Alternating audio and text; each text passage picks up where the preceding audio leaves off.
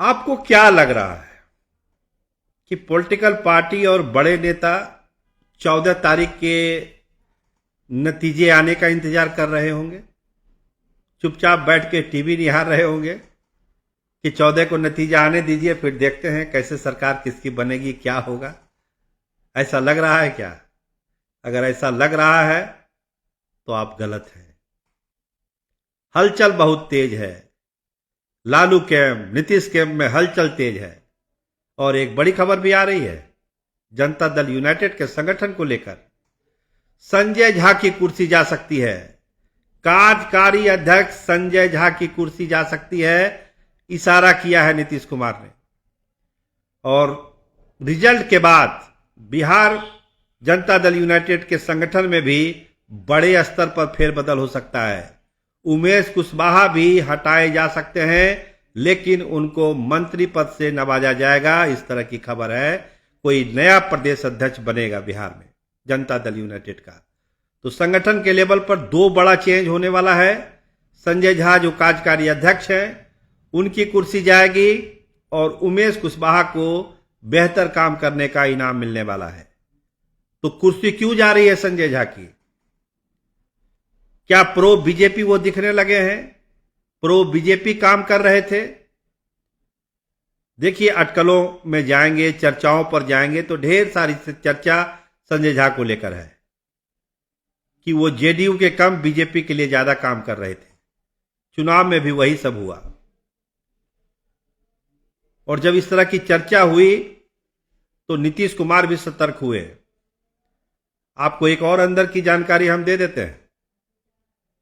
Janata Dal United ने, या कहिए नीतीश कुमार ने, 2 वार रूम बनाया था।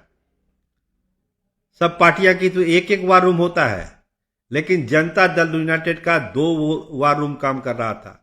एक वार रूम जिसको तो सभी जानते थे, देख रहे थे, लेकिन एक वार रूम गुप्त ठिकाने पर भी काम कर रहा था।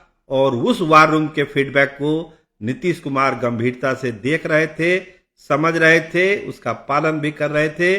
और वहां सब लोगों को जाने की इजाजत नहीं थी।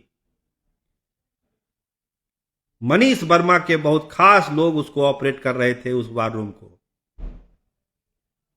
और जो कहा जा रहा है कि नीतीश कुमार टिकटों के बंटवारे में अड़ गए, किसको टिकट मिलना चाहिए, कैंपेनिंग में क्या होना चाहिए, कहां से कौन लड़ेगा, जात का क्या समीकरण होना चाहिए, इन तमाम चीजों के फैसले उसी गुप्त वार रूम के अनुशंसा के आधार पर नीतीश कुमार ने किया। तो एक अविश्वास वाली बात तो पैदा चुनाव से पहले ही हो गई थी। अब चूंकि सरकार बननी है, उस पर भी हम आएंगे। जो हमने कहा कि लोग बैठ के टीवी नहीं देख रहे हैं नेता लोग, उस पर भी हम आएंगे। लेकिन पहले संजय झा वाला मामला खत्म करते हैं कि सरकार बनने के बाद अगर नंबर कुछ उस तरह के आ गए, कहीं दूरियां दिखेगी अगर बीजेपी और जनता दल यूनाइटेड के बीच, जिसके संकेत भी हैं, जिसके इशारे भी हैं, तो कार्यकारी अध्यक्ष रहते क्या संजय झा कुछ कर भी सकेंगे, कुछ कर सकते हैं? तो उसकी संभावना पहले ही खत्म कर देना चाह रहे हैं नीतीश कुमार। और हमको लगता है कि जल्द ही संजय झा पर एक बड़ा फैसला नीतीश कुमार सुना देंगे रिजल्ट के ठीक बाद। और बिहार के संगठन में तो आराम से फेरबदल होगा, लेकिन वहां भी फेरबदल होना तय है। लेकिन सब लोगों की जो अभी जिज्ञासा है, उत्सुकता है कि सरकार किसकी बन रही है, कौन बना रहा है सरकार, मुख्यमंत्री कौन होगा। तो जैसा हमने आपको कहा कि 14 का इंतजार नेता लोग नहीं कर रहे हैं। दिल्ली से पटना तक हलचल तेज है और लालू कैंप और नीतीश कैंप में बातचीत शुरू है, जैसा कि सवेरे भी हमने आपको इशारा किया था, आपको फेसबुक लाइव में मैंने बताया था।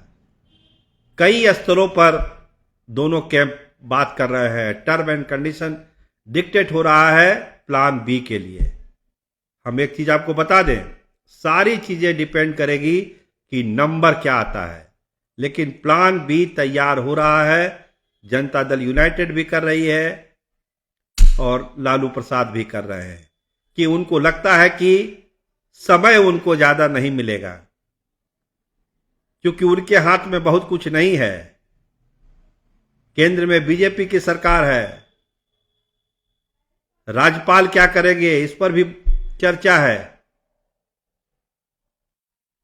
क्योंकि राजनीतिक पृष्ठभूमि के हैं आरिफ मोहम्मद खान साहब महामहिम, तो क्या करेंगे, कैसा फैसला लेंगे, यह भी बतलाना मुश्किल है। तो पहले से ही प्लान बी एक तैयार करने की कोशिश हो रही है। नीतीश कैंप और लालू कैंप में बातचीत हो रही है। बातचीत की शर्तें क्या हो ना हो इस पर चर्चा है। कल फेसबुक लाइव पे हम आपको बताएंगे कि किन किन शर्तों पर बात हो रही है, नीतीश कुमार क्या चाहते हैं और लालू प्रसाद क्या चाहते हैं। इस बीच भाजपा ने भी करीब करीब ये बात सामने रखी है कि नीतीश कुमार उनको मंजूर है। देखिए, आज ही अगर आप social media post खोलिएगा Janata Dal United का, तो एक पोस्टर है उसमें कि 2 दिन बाद एनडीए की सरकार।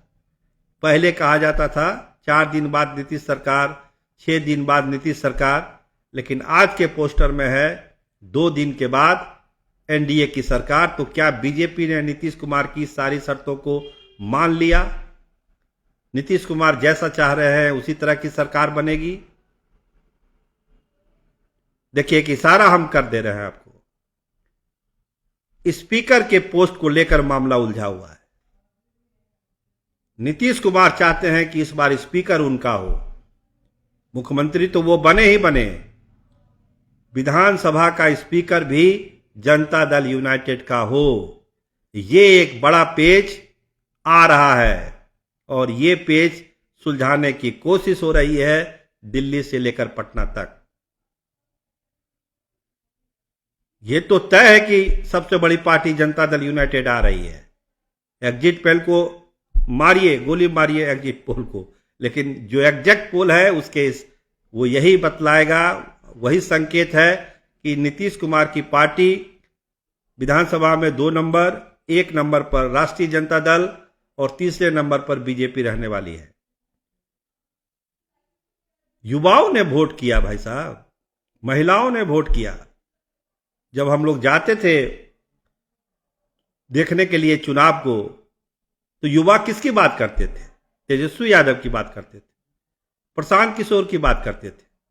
तो जो युवा तेजस्वी यादव की बात कर रहे थे वो बीजेपी को कैसे वोट कर देंगे या नीतीश कुमार के लिए कैसे वोट कर देंगे?